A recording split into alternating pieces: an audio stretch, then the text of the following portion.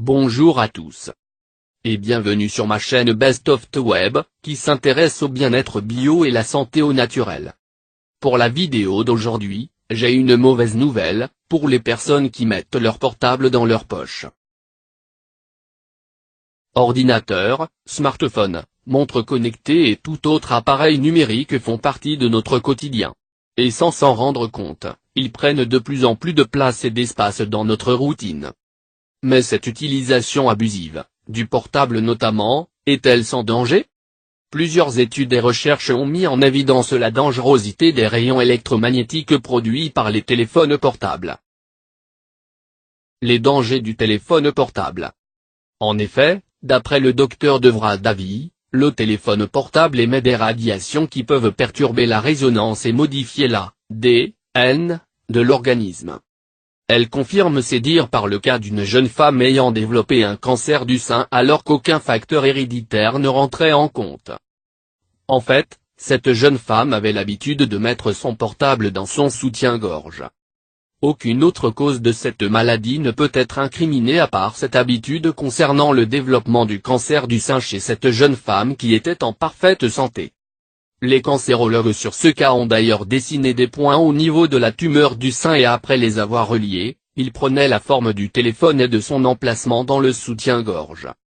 Cela met en évidence le fait que garder son téléphone portable à proximité du corps, c'est-à-dire dans les poches du pantalon ou de chemise par exemple, entraîne des risques potentiellement mortels. Une étude datant de 2009 a également mis en avant le fait que le port du téléphone portable au niveau des hanches et du bassin peut affaiblir la région pelvienne. Les chercheurs ont utilisé une technique de radiographie pour diagnostiquer et surveiller l'état de santé des patients atteints d'ostéoporose.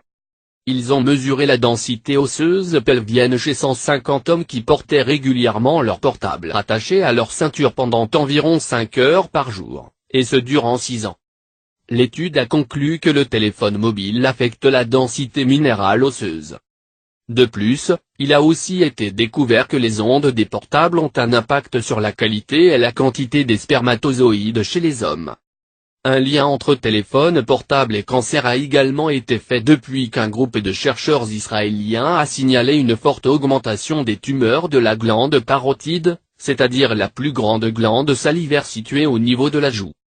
Ils ont découvert qu'entre 1970 et 2006, le nombre de cas de cancer de la glande parotide a quadruplé.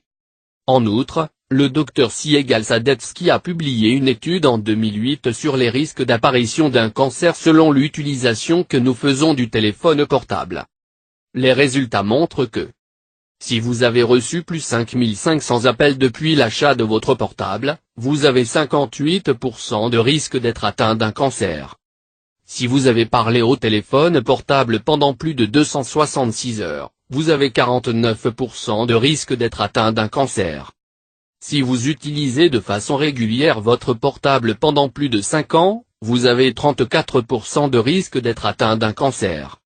Par conséquent et au vu de l'utilisation massive du portable à travers le monde, l'Organisation mondiale de la santé et le Centre international de recherche sur le cancer ont classé le téléphone mobile comme potentiellement cancérogène pour les humains, bien que les scientifiques ne s'accordent toujours pas sur ce point. Qui sont les personnes les plus à risque? Les personnes les plus à risque concernant l'usage du téléphone portable et l'apparition d'un cancer, et notamment des tumeurs cérébrales et des tumeurs de la glande parotide, sont malheureusement les enfants et les adolescents. Effectivement, leur densité osseuse crânienne est moindre comparée à celle d'un adulte, ce qui facilite la pénétration des rayons électromagnétiques. De plus, leurs cellules se reproduisent davantage, provoquant alors une croissance cellulaire agressive en cas de cancer. Les femmes enceintes devraient également éviter à leur fœtus d'être exposées aux rayons du téléphone portable car cela augmente les troubles comportementaux chez l'enfant. Les scientifiques ont découvert que les risques chez l'enfant d'une exposition au téléphone portable sont de 80% de risque de souffrir de troubles du comportement, 25% de risque de souffrir de troubles émotionnels, 35% de risque de souffrir d'hyperactivité. Par ailleurs, les personnes commençant à utiliser un téléphone portable à un âge précoce, c'est-à-dire au début de l'adolescence, ont 4 à 5 fois plus de risque de développer des cellules cancéreuses à l'âge adulte. Conseil d'utilisation du téléphone portable. Ainsi, pour limiter votre exposition aux rayons électromagnétiques, vous devez réduire le temps que vous passez sur votre portable. L'utilisez principalement pour les appels importants. Laissez votre portable dans une autre pièce quand vous dormez. Évitez que vos enfants utilisent divers appareils électroniques.